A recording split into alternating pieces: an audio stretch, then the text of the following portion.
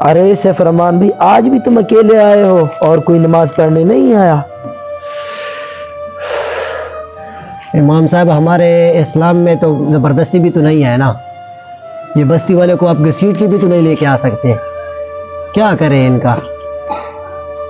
ہاں سیف رحمان، تم ٹھیک کہہ رہے ہو، اللہ تعالیٰ نے ہمیں اپنی عبادت کے لیے پیدا کیا ہے، نہ جانے ان بستی والوں کا کیا حال ہوگا۔ بس اللہ پاک رحم کرے، اللہ ہمیں معاف فرمائے۔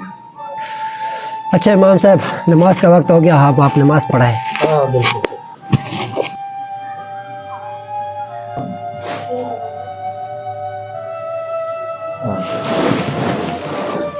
ہاں سیف رحمان بھائی، کب تک ہم دونوں اتنی بڑی مسجد میں اکیلی نماز پڑھتے رہیں گے؟ آج میں جا کر بستی والوں کو اللہ کا خوف بتاتا ہوں، شاید میری بات سن کر وہ مسجد میں نماز پڑھنے آ جائیں۔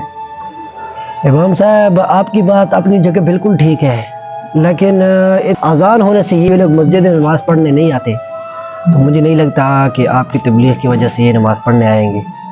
مگر سیف رحمان، ہمیں ایک بار جا کر ضرور ان سے بات کر لینی چاہیے، کیونکہ ہمارے پاک پیغمبر پاک صلی اللہ علیہ وآلہ وسلم جو خاتم النبیین ہیں، وہ آخری پیغمبر ہیں، اس کے بعد کسی نبی نے تو آنا نہیں ہے، تو یہ کام اب میرے اور آپ کی ذمہ ہے، بلکہ پوری انسانیت کی ذمہ ہے۔ تو ہم لوگ ایسا کریں گے، ان لوگوں کے پاس جائیں گے، ان لوگوں کو تلقین کریں گے، شاید ہماری تلقین کی وجہ سے وہ لوگ نماز پڑھنے کے لیے آ جائیں۔ امام صاحب، آپ کی بات بالکل ٹھیک ہے، لیکن میں ان بستی والوں کو جانتا ہوں، یہ نماز پڑھنے پھر بھی نہیں آئیں گے، لیکن میرے پاس ایک ترکیب ہے، مجھے 100% یقین ہے کہ اسی ترکیب کی وجہ سے یہ سب نماز پڑھنے آئیں گے۔ ٹھیک ہے سیف رحمان، تم لوگوں کو اپنی ترکیب بتاؤ اور میں لوگوں کو اللہ کا ڈر سناتا ہوں، دیکھتے ہیں کس کی وہ زیادہ بات مانتے ہیں۔ ٹھیک ہے، ٹھیک انشاءاللہ۔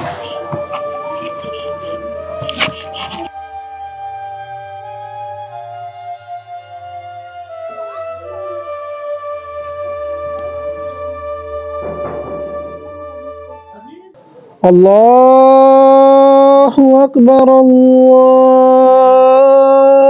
اکبر، لا الہ الا اللہ۔ تھوڑی دیر صبر کرو، ابھی ہم سب آ جائیں گے، فرض نماز پڑھ کر پھر چلے جانا۔ ماشاءاللہ ماشاءاللہ، لگتا ہے سیف رحمان کی ترکیب کام کر گئی، آج تو بستی والے سارے نماز پڑھنے آئے ہوئے ہیں۔ ماشاءاللہ، آج تو سارے بستی والے نماز پڑھنے آ گئے ہیں۔ چلو جی نماز پڑھیں، چلو جی اٹھو۔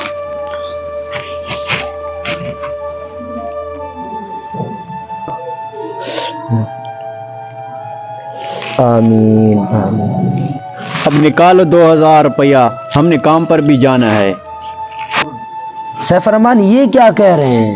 امام صاحب، میں آپ کو بتاتا ہوں اس کے بارے میں۔ عامر بھائی، یہ کام کرو گے، 5 منٹ کا کام ہے، اس کا میں آپ کو 2000 روپیہ دوں گا۔ ہاں بتاؤ، کون سا کام ہے؟ آپ نے ایک فرض نماز پڑھنی ہے، اس کے بدلے میں آپ کو 2000 دوں گا۔ ہاں چلو ٹھیک ہے، چلیں۔ چلو۔ السلام علیکم۔ وعلیکم السلام۔ بھائی جان، اس سے آپ روز کتنا کما لیتے ہو؟ اس سے بھائی میں 500 روپے کما لیتا ہوں۔ 500؟ جی۔ اگر آپ کو میں 2000 دوں، 5 منٹ کا کام ہے۔ ایسا کون سا کام ہے؟ آپ نے ایک فرض نماز پڑھنی ہے، اس کے بدلے میں آپ کو 2000 روپیہ دوں گا۔ چلو ٹھیک ہے، چلو۔ دفع کرو اس کام کو۔ افسوس افسوس بستی والوں، اذان کی آواز سن کر تم مسجد میں نہیں آتے، بس صرف تھوڑے سے دنیاوی فائدے کے لیے آپ لوگ نماز کے لیے مسجد میں آ گئے۔